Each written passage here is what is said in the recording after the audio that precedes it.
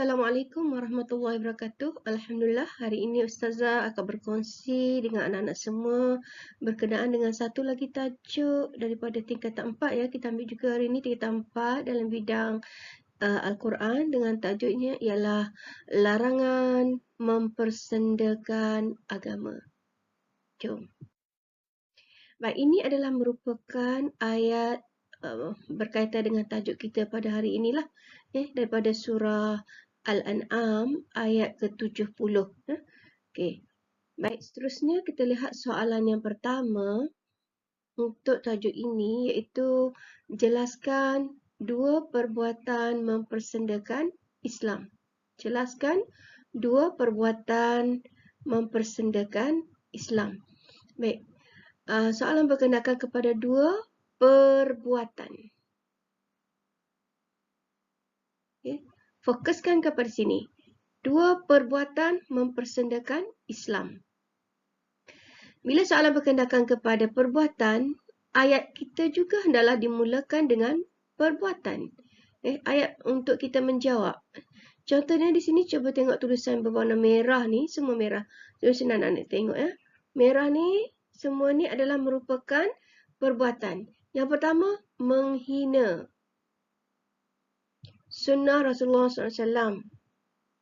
Yang kedua, menghina orang alim dan orang soleh. Yang ketiga, menyanjung perbuatan maksiat. Semuanya dimulai dengan perbuatan.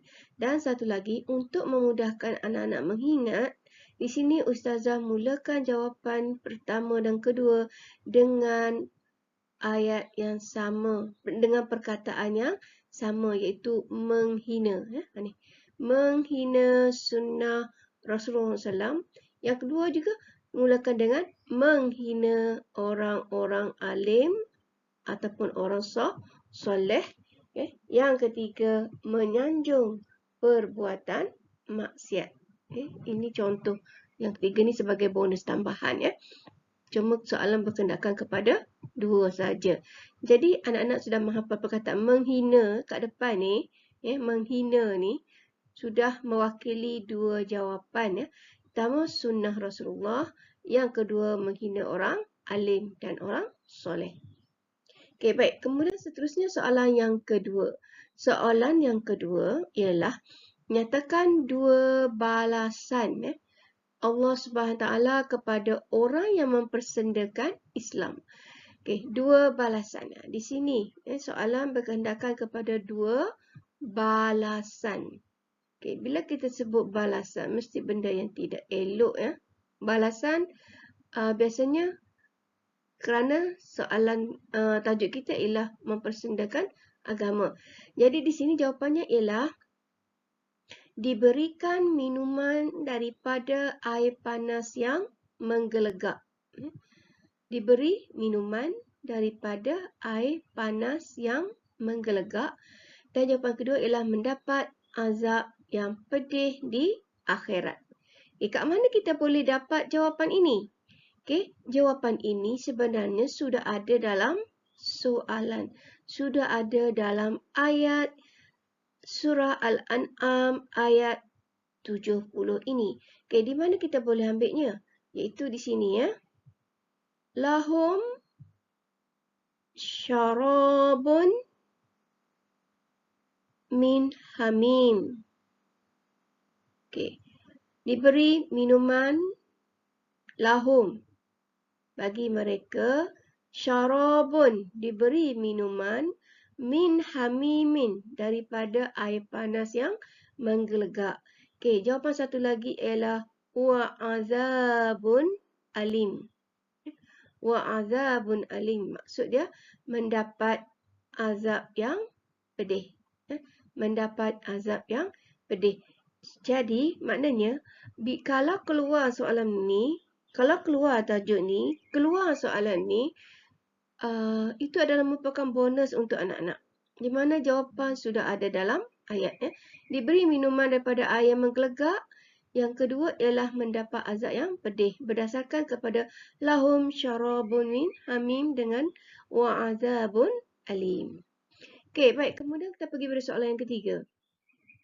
Terangkan 2 cara menjaga kesucian Islam. 2 cara. Bila 2 cara, mestilah kita mulakan jawapan kita dengan perbuatan juga. Jadi di sini Ustazah bagikan contohnya ialah 3 ya. Ada 3 di sini. Yang pertama, mencontohi kepribadian mulia Rasulullah SAW. Yang kedua, meninggalkan segala perbuatan yang boleh mencemarkan kesucian Islam.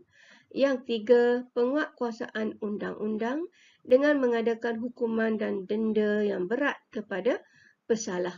Jadi di sini caranya yang pertama ialah mencontohi perbuatan. Yang kedua, meninggalkan. Juga ayat dimulakan dengan perbuatan. Yang tiga, penguatkuasaan undang-undang. Semuanya ini adalah merupakan cara untuk kita menjawab bagi soalan mahukan cara ataupun langkah-langkah.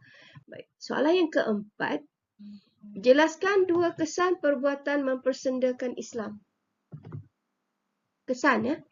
Kesan mempersendakan Islam. Bila kita baca soalan ni, kita dah nampak mestilah jawapan kita itu jawapan yang negatif. Sebab satu pertama kesan, yang kedua perbuatan mempersendakan Islam. Automatik.